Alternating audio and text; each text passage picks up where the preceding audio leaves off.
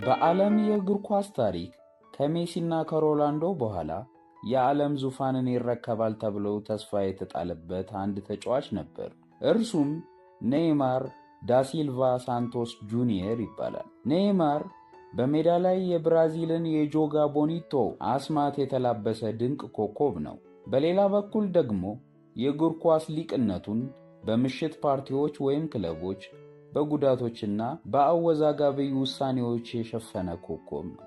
በዓለም ላይ የዝውውር ክብረ ወሰንን የሰበረው ይህ ሰው ታዲያ የእግር ኳስ ንጉሥ ነው ወይስ የከበረ ዕድሉን የጣለ ብርሃኑ እየደበዘዘበት ያለ ኮከብ ነው የሚለውን እናያለን። በዛሬው ቪዲዮ የኔይማር ዳ ሲልቫ ሳንቶስ አስደናቂ አወዛጋቢና ያልተፈታ ታሪክን አብረን እንቃኛለን። ቀጥታ ወደ ቪዲዮ እናልፋለን።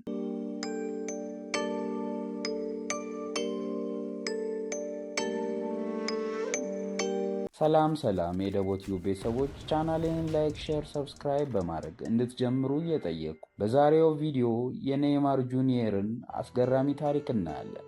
ቀጥታ ወደ ቪዲዮ እናልፋለን። የኔይማር ታሪክ የጀመረው በብራዚል ሳኦ ፖሎ ግዛት ነው። ገና በልጅነቱ የኳስ ንክኪው የተለየ ነበር። በልጅነቱ ወደ ሳንቶስ ክለብ የአካዳሚ ቡድን ገብቶ የብራዚል እግር ኳስ ሊቅ የሆነውን የፔሌን መንገድ መከተል ጀመረ። በሳንቶስ በነበረው ጊዜ ኔይማር የብራዚላውያንን የእግር ኳስ ፍቅር በእግር ኳስ ሜዳ ላይ አሳይቷል። አስገራሚ ችሎታዎቹ፣ የፀጉር ቁርጡና አጨዋወቱ የዓለም ትኩረትን በቀላሉ ሳበ። እንደ አውሮፓውያኖቹ አቆጣጠር በ2011 ዓ.ም ኮፓ ሊበርታዶስን በማሸነፍ የፔሌን ታሪክ በዘመናዊ መንገድ ደገመ። በብራዚል ውስጥ ኔይማር ተጫዋች ብቻ ሳይሆን ብሔራዊ ሀብት ተብሎ ይታይ ነበር። እንደ አውሮፓውያኖቹ አቆጣጠር በ2013 ዓ.ም ባርሴሎናን ተቀላቀለ። ምንም እንኳን የዝውውሩ ሂደት በሕግ ክርክር የተሞላ ቢሆንም በሜዳ ላይ ያን ሁሉ ውዝግብ አሳለፈው። ከዓመታት በኋላ እግር ኳስ አይቶ የማያውቀው ጥምረት ተፈጠረ፤ ሜሲ፣ ሱዋሬዝ እና ኔይማር። ይህ ሶስትዮሽ በእግር ኳስ ታሪክ ውስጥ እጅግ አስፈሪ ከሚባሉ የአጥቂ መስመሮች አንዱ ነበር። እንደ አውሮፓውያኖቹ አቆጣጠር በ2015 ዓ.ም ባርሴሎና የላሊጋውን፣ የኮፓ ዲላሬውን፣ የሻምፒዮንስ ሊጉን 3 ዋንጫዎች ሲያሸንፍ ኔይማር ቁልፍ ሚና ተጫውቷል። በባርሴሎና ቆይታው ታላቅ ብቃቱን አሳይቷል። አውሮፓውያኖቹ አቆጣጠር በ2017 ዓ.ም ታሪኩን የለወጠ ውሳኔ ወሰነ። ከሊዮኔል ሜሲ ጥላ ስር ለመውጣትና የራሱን አሻራ ለማሳረፍ ባላንዶርንም ለማሸነፍ ፒኤስጂን በዓለም ክብረ ወሰን ገንዘብ በ222 ሚሊዮን ዩሮ ተቀላቀለ። ነገር ግን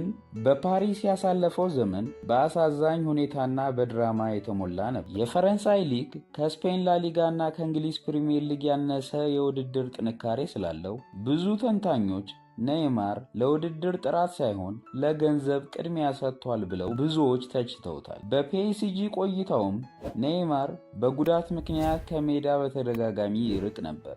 በቁርጭምጭሚት ስብራት፣ የጡንቻ መሳሳትና ሌሎች ተደጋጋሚ ችግሮች ተሰጥኦውን እንዳያሳይ አገዱት። ኔይማር ሜዳ ላይ ካሳለፈበት ጊዜ ይልቅ በሕክምና ክፍል ያሳለፈው ጊዜም በዝቶ ነበር። የዚህም ምክንያት ከጨዋታ ውጭ የሆነው የሥነ ሥርዓት እጦት፣ በመዝናናትና ፓርቲ በማብዛት የመጡ ናቸው የሚል ትችት ይቀርብበት ነበር። ኔይማር ከተለያዩ ሴቶች ጋር የነበረው አወዛጋቢ ግንኙነትና በፓርቲዎችና በመዝናኛዎች የተሞላው ሕይወቱ ለውድቀቱ መሠረት ነው ተብሎ ይታመናል። ሴሌብሪቲ መሆኑ ማህበራዊ ጫና ጋር ተያይዘው የሚመጡ የስሜት ውጣውረዶች በሜዳ ላይ እንዳያተኩር አደረጉት። እንደ አውሮፓውያኖቹ አቆጣጠር በ2023 ዓ.ም ኔይማር ወደ ሳውዲ አረቢያ በማቅናት አልሂላል ክለብን ተቀላቀለ። ለብዙዎች የአውሮፓ ህልሙ መሞቱን ያረጋገጠ የመጨረሻ ምልክት ነበር። ገና በ31 ዓመቱ ከከፍተኛ የውድድር መድረክ በመውጣቱ ታላቅነቱን አሳልፎ ለመስጠት መወሰኑን ያመለክታል። ወደ ሳውዲ አረቢያ ኮሪያ በመሄዱ ገንዘብንና ቀላል ኑሮውን መርጧል የሚል ትችትም ተሰንዝሮበታል። ብዙ ተንታኞች ከታላቅነት ወይስ ከገንዘብ የሚል ጥያቄም ያነሳሉ። የኔይማር የእግር ኳስ ሕይወት ለብዙዎች መማሪያ ነው። እጅግ ታላቅ የሆነ ተሰጥኦ እንኳን በትክክለኛ ውሳኔዎች ከስነ ስርዓትና ከጤና ጋር ካልተጣመረ እድሉ ሊጠፋ ይችላል። ኔይማር የዓለምን ዙፋን ለመያዝ ተፈጥሮ የሰጠችውን እድል በመስዋዕትነት በመክፈል ከሜሲና ከሮናልዶ ጋር ሊቀመጥ ይችል የነበረበትን ቦታ አጥቷል። አሁን ዋናው ጥያቄ ይሄ ነው። በታሪክ ውስጥ ኔይማር ከማን ጎን ይቆማል? ከሮናልዶና ከሜሲ በታች? የውድቀቱ መንስኤስ ገንዘብ ወይስ ጉዳት ነው? አስተያየታችሁን ኮመንት ላይ አስቀምጡልኝ። ቪዲዮውን ከወደዳችሁ ላይክ፣ ሼር በማድረግ የቻናሌ ቤተሰብ እንድትሆኑ በትህትና ጠይቃለሁ።